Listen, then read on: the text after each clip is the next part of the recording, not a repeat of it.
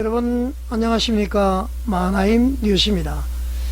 이 시간도 부산 포동교회 김문은 목사를 중심에 두고요, 우리 한국교회의 모든 목사님을 상대로 제가 말씀을 좀 할까 합니다.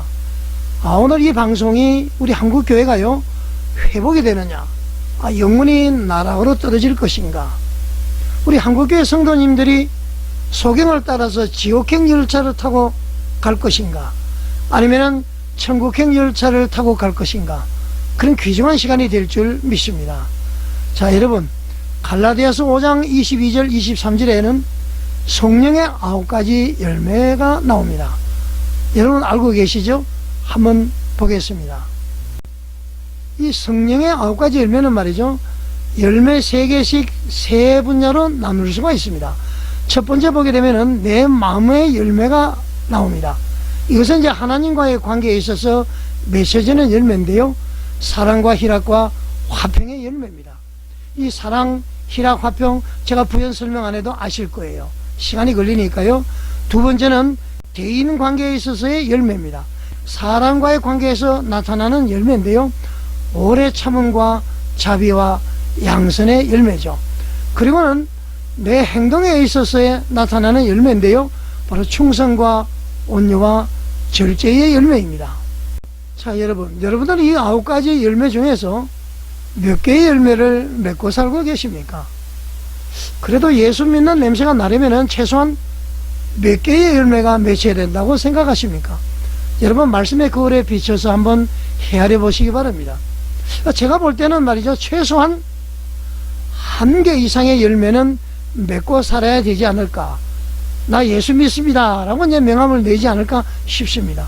자, 여러분들은 겨우 1개냐 이렇게 하실 수가 있겠지만은 이 겨우 이 1개의 이 열매가요 씨앗이 되어서 다른 열매를 맺을 수 있기 때문에 저는 이 열매가 아주 중요하다, 그렇게 생각을 해 봤습니다. 자, 여러분, 만약에 이 9가지 열매 중에 말이죠, 가지고 있는 그 단 1개의 열매가 제대로 된 열매가 아니라면은 그 사람은 성령의 사람이 아닐 것입니다. 다시 말하면은 그 사람은 성령의 지배를 받고 사는 사람이 아닐 것이다, 그런 얘기입니다, 여러분. 자, 제가 여러분들에게 질문 하나 드리겠습니다. 부산 포동교회 김문은 목사, 김문은 씨는 이 성령의 9가지 열매를 맺고 살았을까요? 이번에 설교라든가 TV에서의 설교를 보면은 아마 이 9가지 열매가 뭐 주렁주렁 달렸을 겁니다. 자, 9가지 열매를 맺고 살았을까요?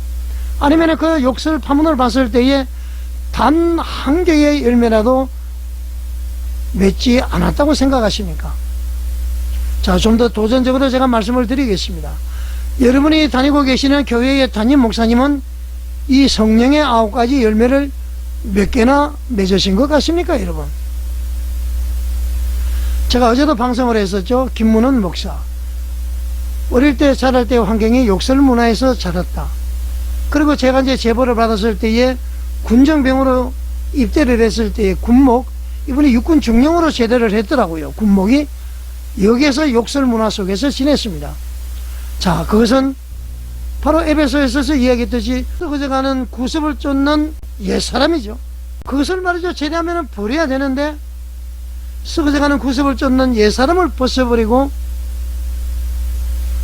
의와 진리의 거룩함으로 지으심을 받은 새 사람을 입어야 되는데, 제가 어제 김문은 목사는 새 사람을 입지 않았다, 제가 그렇게 여러분들에게 말씀을 드렸습니다. 왜 그랬을까요? 그 욕설 문화가 말이죠, 단회적이라면 괜찮은데요, 22여 년간 계속되었기 때문에 썩어져가는 구습을 쫓는 옛사람을 벗어버리지 못했다, 그렇게 제가 결론을 내린 것입니다. 여러분 동의하지 않습니까? 자, 여러분 본론으로 들어와서 9가지 열매.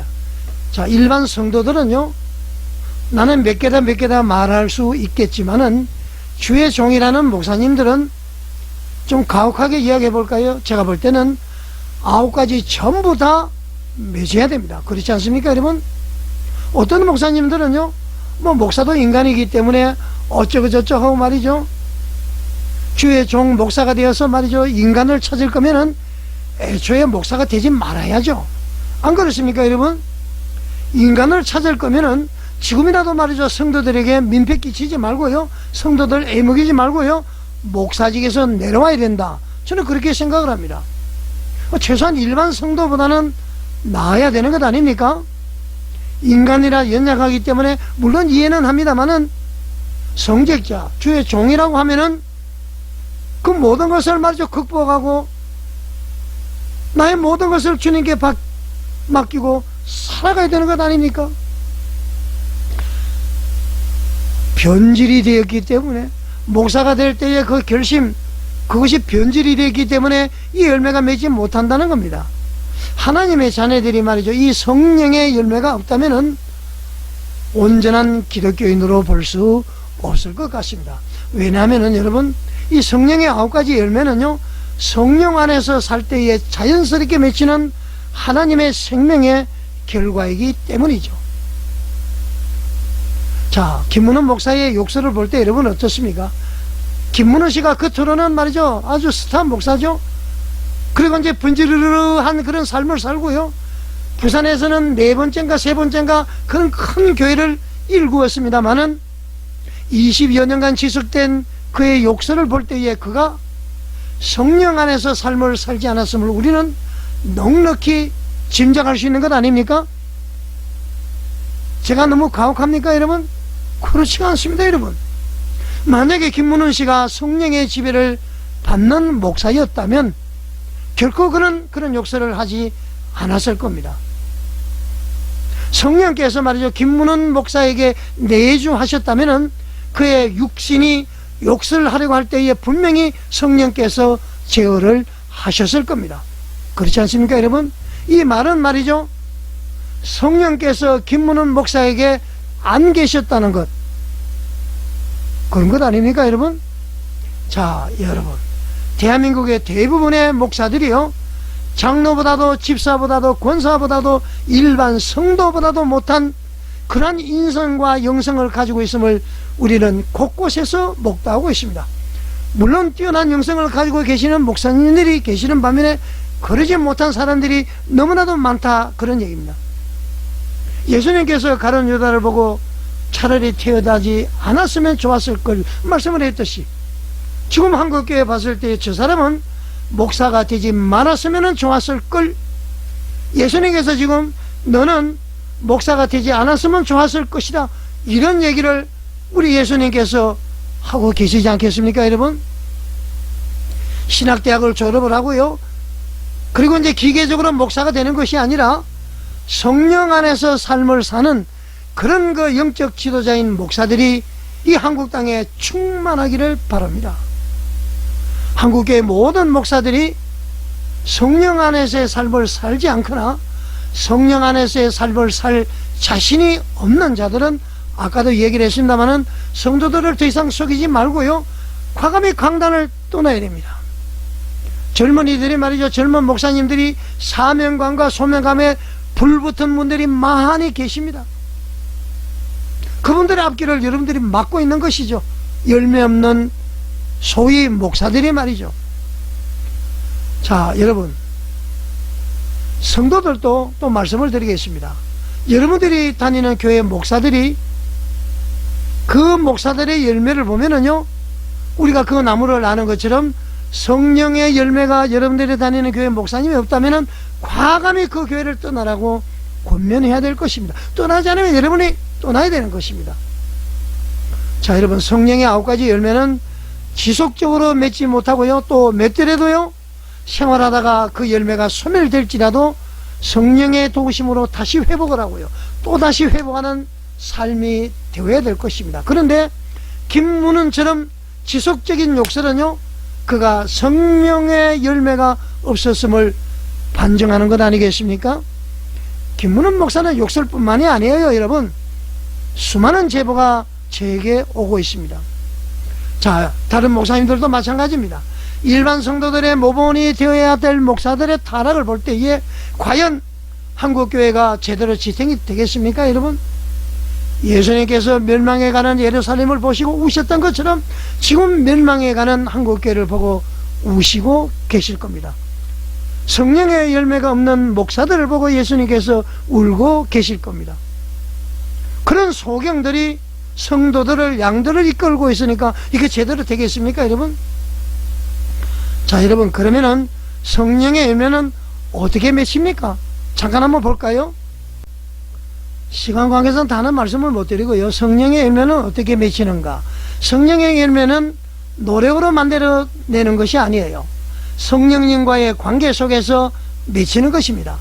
그러니까 성령님과 동행을 해야 되는 것이죠. 성령님과 동행을 하면은요, 욕설을 하지 못합니다. 성령님과 동행을 하면은 말이죠, 간음, 간통하지 않습니다. 도적질하지 않습니다. 거짓말하지 않습니다. 이웃을 탐내지 않습니다. 주의를 거룩하게 지킵니다. 하나님 외에 다른 신을 섬기지 않습니다. 살인하지 않습니다, 여러분. 성령님과 동행하는데, 성령님과 동행하는데 말이죠, 욕설, 교회를 키우기 위해서 욕설을 했다, 말도 안 되는 얘기 하지 마십시오. 왜 그런 걸 여러분 두둔하십니까? 성령의 열매는 여러분 여기 나와 있듯이 성령 안에서 행할 때에 맺어집니다. 두 번째, 예수님 안에 거할 때 맺어지고요, 말씀과 성령으로 변화될 때에 성령의 9가지 열매가 맺혀지고요, 내 육체를 십자가에 못 박을 때에, 그리고 성령과 동행할 때에 성령의 9가지 열매가 맺힙니다. 자, 다른 말로 이야기하면은 김문훈 목사의 욕설은 성령 안에서 행하지 않았다, 예수님 안에 거하지 않았다, 말은 거창하지만은 말씀과 성령으로 변화되지 않았다. 네 번째로 육체를 십자가에 못 박지 못했다. 다섯 번째, 성령님과 동행하지 못했다. 여러분, 이것은 김문훈 목사뿐만 아니라 대부분의 목사님들에게 다 적용이 되는 것입니다. 자, 여러분의 힘으로 열매를 만들려고 하지 마십시오. 제가 방금 도표를 보여드린 대로 주님 안에 거하셔야 됩니다. 말씀에 머무르셔야 됩니다. 성령의 인도에 순종하셔야 됩니다. 그러면은 열매는 반드시 나타나게 되십니다. 9가지 열매 중에 단 한두 개라도 맺어야 됩니다. 저도 부족합니다. 자, 여러분, 오늘부터 말이죠, 성령의 9가지 열매를 주렁주렁 달고요, 어디를 가더라도 그리스도 향기를 나타내는 저와 여러분이 되시기를 바라겠습니다. 그러면은 하나님께서 애초에 우리를 이 땅에 빛과 소금으로 보내주셨단 말이죠. 빛과 소금으로 보내줬는데 빛과 소금으로 살지 못한 것, 우리 다 회개해야 되는 것입니다. 한국교회 회복되기 바랍니다. 한국교회가 기경이 되기를 바랍니다. 완전히 뒤집어지기를 바랍니다. 여러분은 어떻게 생각하십니까? 시청해 주셔서 감사드립니다.